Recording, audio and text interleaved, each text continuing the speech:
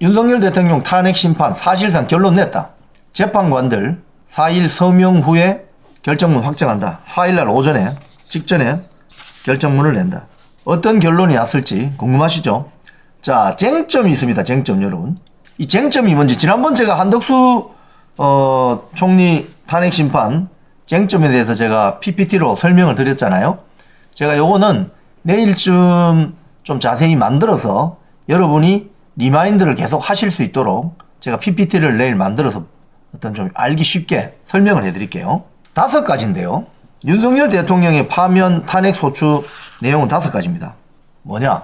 하나하나 보겠습니다. 비상계엄 선포, 계엄 포고령 1호 발령, 국회 활동 방해, 중앙선관위 장악 시도, 정치인 법관 체포 지시 등입니다. 자, 그럼 하나하나씩 봅시다. 비상계엄 선포 요건 지켰나? 이게 1번입니다. 1번. 비상계엄 선포 요건 지켰나? 여기서 가장 중요한 것은 국가 비상사태냐는 거죠. 이거. 그러니까 우리가 40, 50년 전에 12.12 군사정변이 났을 때 그때 전국에 비상계엄이 내려졌잖아요. 보통 이제 비상계엄이라고 하면 군사적인 어떤 뭐랄까, 위급 상황, 전쟁이 났다든지 이런 걸만 생각하잖아요. 근데 여기서 조금 사고를 유연하게 가져갈 필요가 있다. 트럼프 대통령이 취임하고 나서 멕시코 남부, 텍사스 남부 국경에 국가 비상사태를 선포하고 군병력을 이동시키고 불법 미리국자들 전부 잡아들여. 이것도 일종의 계엄령이죠. 그런 걸로 볼 수도 있다 이거죠. 그렇죠? 그래서 헌법에서는 전시나 사변 또는 이에 준하는 국가 비상사태에 군대를 투입해서 군사상 필요에 응하거나 공공의 안녕 질서를 유지할 필요가 있을 때 계엄을 선포한다. 근데 윤석열 대통령 측 입장은 이거죠. 국회 측은 계엄 선포가 국가 비상사태라는 요건을 지키지 않았다. 한간 소리 하는 거죠, 지금. 정청래 등 민주당은 한간 소리를 하는 거죠. 윤석열 대통령 측이 봤을 때는 연이은 탄핵과 예산 삭감 조치로 국정이 마비되어서 사실상 국가 비상사태에 해당했다는 거죠. 또 절차적으로 국무회의 심의를 잘 거쳤느냐. 이것도 봅니다. 국무회의 12월 3일 오후 밤 10시 17분 시작해서 10시 22분 국무회의 직후 계엄 선포. 근데 이건 나중에 크게 문제될 것 같지는 않습니다. 이것 때문에 파면되면 그 말 다인 거죠. 이것 때문에 파면될 수는 없죠. 한번 살펴본다 이거죠. 이거 때문에 문제가 된다면 예를 들자면 국무회의 심의를 제대로 거치지 않았는데 이것 때문에 파면할 중대성은 인정되지 않는다. 이렇게 되겠죠. 자, 1번은 그러니까 비상계엄과 관련된 겁니다. 그러니까 2번은 뭐냐? 정치활동 금지한 포고령은 적법했나? 이 포고령 1호에 보면 이렇게 나와 있었죠. 국회와 지방의회, 정당의 활동과 정치적 결사, 집회, 시위 등 일체 정치활동 금한다. 또한 언론 출판, 통제하고 파업 집회 등을 금지한다. 국회 측은 정치활동을 금지한 것은 아무런 근거 없이 계엄 해제 권한을 갖고 있는 국회활동 막으려는 것이다. 근데 윤석열 대통령 측은 뭐라고 하느냐? 포고령 집행을 실제로 할 의사가 없었고 민주당의 폭주를 경고하는 상징적인 성격에 불과하다는 입장이다. 이제 한 넉 달 지나니까 여러분들 이제 다 이해하시죠, 그죠? 그 다음에 3번째, 군대와 경찰을 동원해서 국회 활동을 방해했나? 국회 측은 윤 대통령이 비상계엄 선포 당시에 국회 기능과 권한 행사를 막기 위해서 병력을 투입했다. 그런데 윤석열 대통령 측은 뭐라고 하느냐? 아니다. 질서 유지를 위해서 군과 경찰을 국회로 보냈다는 입장이다. 곽종근 이런 사람 이야기할 거 없겠죠. 가짜 뉴스니까. 여기 김용현 전 국방장관 이야기 나옵니다. 국회의원을 빼라고 지시한 바 없고 야당 의원들이 군대 용어인 군인들을 말하는 요원을 국회의원으로 둔갑시켰다. 누가? 김병주, 박선원이. 그리고 박범계가 와서 회유 공작을 했죠. 자, 선관위 장악 시도했나? 이게 4번째입니다. 부정선거 의혹 공방. 선관위 장악을 시도했나? 국회 측은 계엄이 선포되더라도 영장주의의 예외 적용 범위가 무제한은 아니기 때문에 독립기관인 선관위 업무까지 함부로 침해할 수 없다.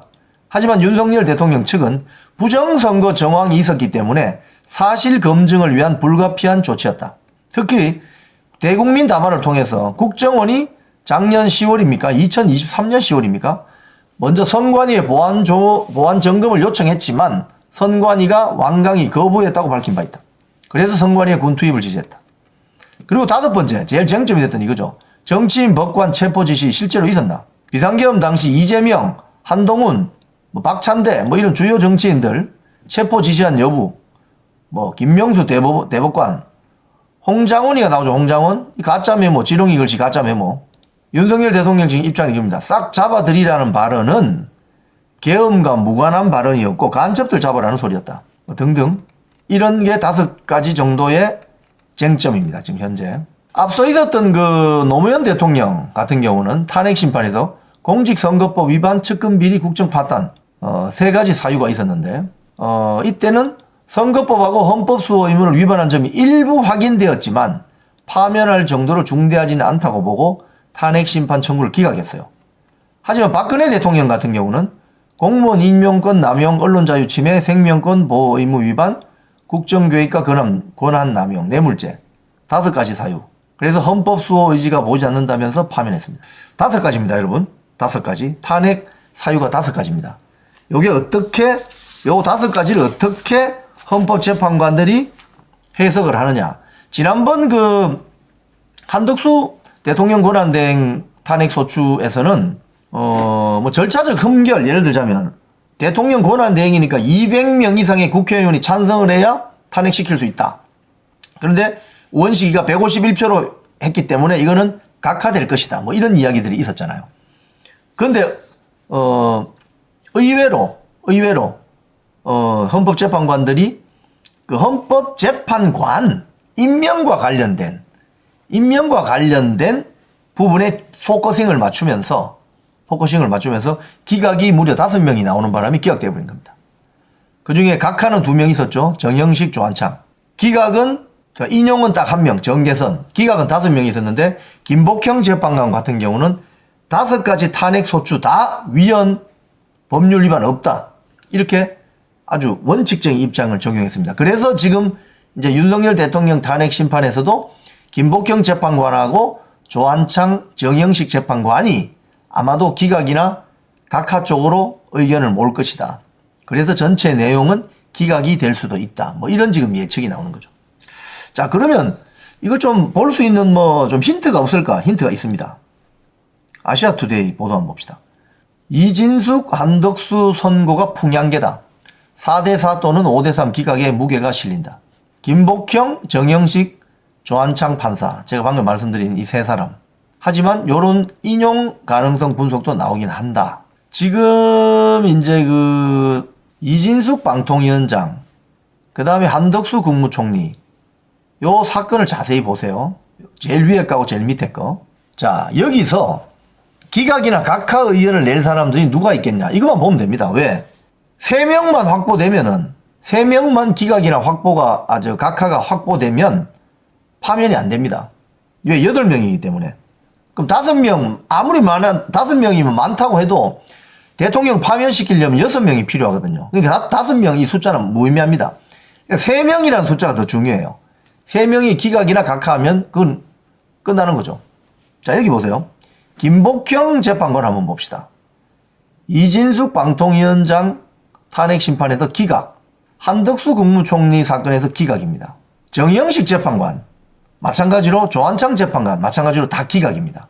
이진숙 기각, 그리고 한덕수도 2분 다 기각입니다. 지금 제가 제 사진에 가려서 잘 안 나오는데 여기 보면은 각하죠. 이번 2분 각하. 자, 그러면 예를 들자면 이진숙 탄핵 심판 때 그러니까 이진숙 파면해야 된다 주장한 정계선, 정정미, 이미선, 문영배 이 4명의 재판관이 윤석열 대통령 탄핵해야 된다라고 할 수도 있죠.